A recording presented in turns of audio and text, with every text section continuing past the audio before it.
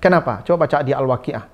Ya, ayat 77 sampai 79. Innahu laqur'anun karim fi kitabim maknun la yamassuhu illal mutahharun. Jadi Al-Qur'an itu akan mensucikan hati, jiwa, fikiran orang-orang yang menyentuhnya. Yang menyentuh Al-Qur'an itu akan disucikan oleh Allah.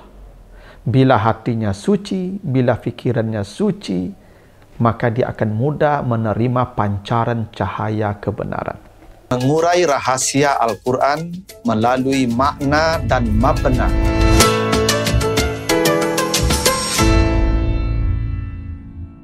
Assalamualaikum warahmatullahi wabarakatuh.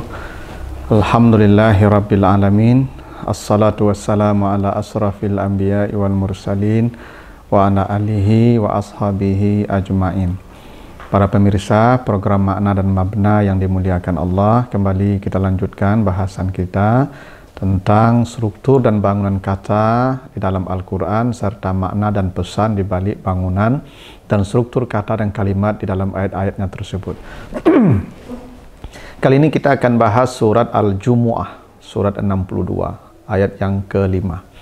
A'udzubillahi minasyaitonirrajim. Masalul lazina hummilut Taurah summa lam yahmiluha kamasal himar yahmilu asfara bi'sa masalul qaumil lazina kazzabu bi ayatillah wallahu la yahdil qaumaz zalimin. Perumpamaan orang-orang yang dipikulkan kepada mereka Taurat, Alkitab, kemudian mereka tidak memikulnya. Artinya tidak mengambil isinya, tidak mengamalkannya, tidak mempelajarinya. Maka perumpamaan mereka seperti keledai yang memikul kitab. Mereka memikul kitab, sesuatu yang sangat bernilai, tapi mereka tidak bisa mengambil manfaat apa-apa dari apa yang mereka pikul. Kata Allah, teramat buruklah perumpamaan orang-orang yang mendustakan ayat-ayat Allah.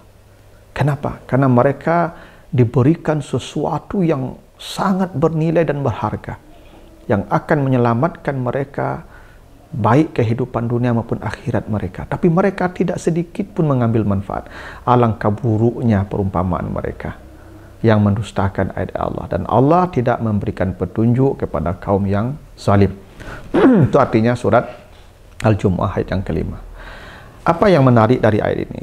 Allah menyebut Alkitab, dalam hal ini tentu konteksnya Taurat ya, tapi semua Alkitab, apakah Taurat, apakah Injil, apakah Al-Quran, karena itu kitab yang diturunkan sebagai penuntun manusia kepada jalan yang benar. Nah, Alkitab itu disebut Allah dengan kata asfar, ya, asfara. Nah, asfar itu kemudian diterjemahkan dengan Alkitab, ya, termasuk di situ Al-Quran juga. Kenapa Alkitab atau Al-Quran disebut dengan kata asfar? Ya, asfar itu dari kata safar.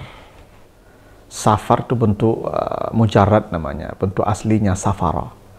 Safara itu artinya secara harfiah adalah terbuka. Jadi sesuatu yang terbuka itu bahasa Arabnya safar. Itulah kenapa berjalan disebut safar. Ya, orangnya disebut musafir. Kenapa berjalan disebut safar? Karena satu orang berjalan itu karena jalan terbuka. Ya.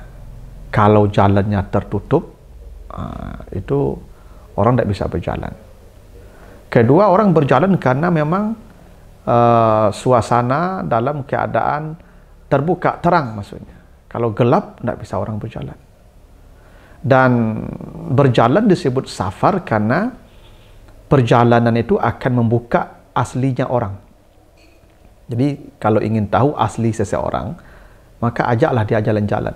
Karena di perjalanan itu nampak akhlak orang. Yang pemarah, yang suka emosi, yang kikir, itu nampaknya di perjalanan. Akan terbuka. Nah, itulah kenapa berjalan disebut safar, karena berjalan itu akan membuka karakter aslinya seseorang. Itu makanya Nabi Muhammad ketika Khadijah mendengar ini ada pemuda yang baik, yang saleh, akhlaknya mulia, maka Khadijah ingin melamar Nabi jadi suami. Sebelum Nabi dilamar itu Khadijah ya berbisnis dengan Nabi, lalu disuruh jalan ke Syam ditemani oleh Maisarah. Maisarah itu pembantu Khadijah. Maisarah itu laki-laki bukan perempuan. Ya, ditemani Maisarah sepanjang jalan itu Maisarah dikasih tugas tolong perhatikan akhlaknya, seperti apa perilakunya. Dan betul-betul akhlak Nabi betul-betul baik dalam perjalanan, makanya dilamar setelah pulang dari Syam. Nah, itulah kenapa berjalan disebut safar, karena berjalan itu akan membuka asli seseorang. Itu kenapa subuh itu disebut dengan kata sifatnya asfar. Coba baca nanti surah Al-Mudaththir ayat 34, wasubhi iza asfar. Demi waktu subuh apabila telah terang ya. Di sifat subuh itu asfar, sebenarnya bukan terang, terbuka. Kenapa subuh disifati dengan asfar? Karena di waktu subuh itulah Allah membukakan pintu-pintu kebaikan. Di waktu subuh itu kata Nabi, tajtami'u malaikatul laili wa malaikatun nahar fi salatil fajar. Para malaikat itu berkumpulnya di waktu subuh. Itu kenapa inna Qur'anal fajri kana masyhuda kata Allah. Salat yang dikerjakan di waktu fajar, di waktu subuh itu dipersaksikan para malaikat. Itulah kenapa subuh itu asfar. Wasubhi iza asfar, karena dibukakan Allah keran-keran kebaikan. Hingga salat sunat 2 rakaat saja di waktu subuh itu, waktu fajar itu, rakaatul fajri khairun minad dunya wa ma fiha. 2 rakaat saja yang kita kerjakan di waktu fajar itu melebihi dunia dan isinya. Tidak ada pahala salat sunat yang sehebat 2 rakaat di waktu subuh fajar. Kenapa? Wasubhi iza asfar. Di waktu itu dibukakan Allah keran kebaikan. Itulah kenapa gembira disebut musfirah. Coba baca nanti di surah Abasa ayat yang ke-38 ya, dan 39. Wujuhu yauma izim musfirah, dahikatun mustabsyirah. Wajah-wajah di hari itu akan bergembira. Maksud di hari kiamat nanti ada sebagian wajah yang masam, yang abusan kamtarira, tapi ada wajah yang di hari itu musfirah, gembira. Kenapa musfirah disebut gembira? Kenapa gembira disebut musfirah? Karena orang kalau gembira itu tanda hatinya terbuka, pikirannya terbuka, mulutnya terbuka. Makanya orang kalau gembira kan senyum. Tanda orang gembira itu kan terbuka. Kenapa gembira disebut musfirah? Karena terbuka, hatinya terbuka, pikirannya terbuka, wajahnya terbuka, hingga kantongnya terbuka juga tuh. Orang kalau gembira tuh suka traktir kawan kan. Karena orang gembira tuh gampang keluar uang dari sakunya, terbuka, musfirah ya. Begitulah kenapa gembira disebut musfirah, karena orang kalau gembira tuh gampang terbuka. Itu makanya ibu-ibu kalau meminta duit sama suami, lihat dulu wajahnya. Kalau wajahnya terbuka, musfirah, maka mintalah duit, gampang keluarnya tuh. Kalau lagi tidak terbuka, lagi wajahnya lagi manyun saja, ya jangan minta sesuatu, tak keluar nanti itu. Begitulah kenapa gembira disebut musfirah. Nah, menulis disebut safarah. Coba lihat nanti surah Abasa ayat yang ke-15 ya. Bi-aidi safarah. Kata Allah fi suhufim mukarramah marfu'atim mutahharah bi-aidi safarah. Jadi Al-Qur'an itu ditulis. Menulis Al-Qur'an itu bahasa Arabnya safarah. Kenapa safarah menulis? Karena orang kalau menulis kan pikirannya terbuka, hatinya terbuka. Memindahkan sesuatu ke kertas itu karena terbuka. Kalau dia tertutup tidak bisa pindah. Itu kenapa menulis disebut safarah. Nah, pertanyaannya tadi, kenapa Al-Quran, Alkitab disebut dengan asfar? Jadi surah Al-Jumu'ah tadi apa? Allah mengumpamakan Al-Quran itu dengan menyebutnya dengan asfar, ya, Alkitab dengan asfar, yang tadi artinya apa? Terbuka. Nah, kenapa Al-Quran disebut dengan asfara? Ya, terbuka.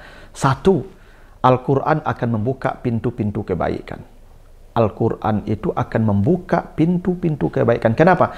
Karena Al-Quran itu adalah rahmat. Coba lihat nanti surah Al-Isra 82. Wa nunazzilu minal Qur'ani ma huwa shifaa'un wa rahmatun lil mu'minin. Jadi Al-Quran itu rahmat. Dan rahmat itu adalah pintu semua kebaikan. Itu makanya Nabi Adam ketika turun ke bumi dia berdoa, Rabbana zalamna anfusana wa illam taghfir lana wa tarhamna lanakunanna minal khasirin. Kalau engkau tidak membukakan rahmatmu, pasti kami merugi. Berarti keberuntungan itu karena rahmat. Jadi rahmat itu pintu keberuntungan. Jika pintunya dibuka, maka banyak keberuntungan kita peroleh. Itu makanya Ashabul Kahfi ketika masuk ke goa, bersembunyi dalam sebuah goa, mereka berdoa. Nanti baca di surah Al-Kahfi ayat 10. Apa doa mereka? Rabbana atina min ladunka rahmah. Ya Allah, berikan kami rahmat. Karena rahmat itulah ya pintu semua dari kebaikan, ya. Pintu ya dari semua kebaikan itu rahmat. Itu kenapa kita masuk masjid doanya begitu. Allah maftahli abwaba rahmatika. Ya Allah, bukakan pintu rahmatmu. Karena Al-Quran itu rahmat, itu artinya Al-Quran itu akan membuka semua pintu kebaikan. Jadi semua pintu kebaikan itu bermula dari Al-Quran. Itulah kenapa sifatnya asfar, membuka semua pintu kebaikan. 2, Al-Quran itu akan membuka pintu-pintu sorga. Karena dalam hadis sahih, itu disebutkan, begitu kata Nabi, ya, orang masuk surga itu tidak dengan amalnya, tapi dengan rahmat Allah. Dan kata Allah, iza quri al-Quran fastami'u lahu wa ansitu la'alakum turhamun. Turhamun di sana itu maksudnya surga.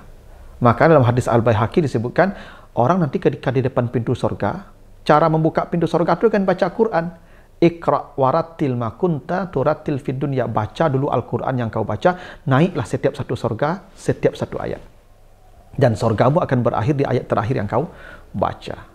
Jadi berapa jumlah ayat yang kita baca, surga kita akan berhenti di level ayat terakhir yang kita baca itu. Itu artinya apa? Al-Quran itu membuka pintu surga, membuka kenikmatan surga. Karena Al-Quran akan membuka surga, maka sifatnya asfar. Kenapa? Asfar itu artinya membuka. 3. Kenapa Al-Quran disebut asfar? Membuka tadi, safar. Karena Al-Quran akan membuka hati yang tertutup oleh kekufuran. Jadi hati-hati yang kufur, kalau dia dengar Al-Quran, akan terbuka hati yang kufur itu. Karena kufur itu artinya tertutup. Membuka tutupnya dengan Al-Quran. Itu kenapa Umar bin Khattab, kenapa dia terbuka hatinya? Kenapa dia menerima Islam? Karena dia membaca lembaran yang jatuh dari tangan adiknya, Fatimah binti Khattab, yang hendak dia bunuh karena masuk Islam. Lalu ketika dia memukul adiknya, jatuhlah lembaran. Dia baca. Itu ada surat Taha di sana. Taha ma anzalna alaikal Qur'an litashqa illa tazkiratan liman yakhsha tanzilan mimman khalaqal arda was samawatil ula. Dibaca oleh Umar. Tiba-tiba Umar terbuka hatinya. Masuk Islamlah dia. Apa yang membuka pintu hati Umar yang kafir, yang tertutup? Al-Quran. Itulah kenapa Al-Quran disebut asfar. Karena Al-Quran akan membuka pintu hati yang tertutup. Itu namanya asfar. Yang keempat, kenapa Al-Quran disebut asfar? Karena Al-Quran akan membuka pintu kecerdasan. Jadi kecerdasan manusia itu akan dibuka pintunya dengan Al-Quran. Kenapa? Coba baca di Al-Waqi'ah. Ya, ayat 77 sampai 79. Innahu laqur'anun karim fi kitabim maknun la yamassuhu illal mutahharun. Jadi Al-Qur'an itu akan mensucikan hati, jiwa, fikiran orang-orang yang menyentuhnya. Yang menyentuh Al-Qur'an itu akan disucikan oleh Allah. Bila hatinya suci, bila fikirannya suci, maka dia akan mudah menerima pancaran cahaya kebenaran. Artinya apa? Ilmu akan mudah diserap. Karena ilmu itu ada di hati. Karena al-ilmu nurun, ilmu itu cahaya. Dan nurullah la yahdil asi. Cahaya Allah tidak akan masuk ke hati yang kotor penuh dengan dosa. Membersihkan hati yang kotor itu dengan Al-Quran. Maka begitu dia baca Al-Quran, dia akan disucikan oleh Allah. Itulah kenapa itu Al-Quran disebut dengan zikir.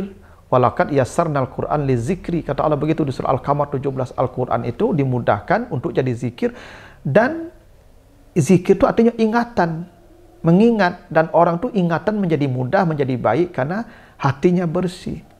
Dan kebersihan hati itu bermula daripada Al-Quran. Begitu orang rajin baca Quran, maka akan dibukakan pintu hatinya oleh Allah, dibukakan akalnya oleh Allah, hingga dia mudah menerima kebenaran, gampang mencerna ilmu pengetahuan, mudah menyerap informasi yang disampaikan kepadanya. Kenapa? Karena Al-Quran asfar. Al-Quran akan membuka pintu kecerdasan seseorang. Itulah rahasianya kenapa Al-Quran disebut dengan asfar. Ya, di surah Al-Jumu'ah yang kelima tadi. Mudah-mudahan ada manfaatnya. Lebih kurang mohon maaf. Wassalamualaikum warahmatullahi wabarakatuh.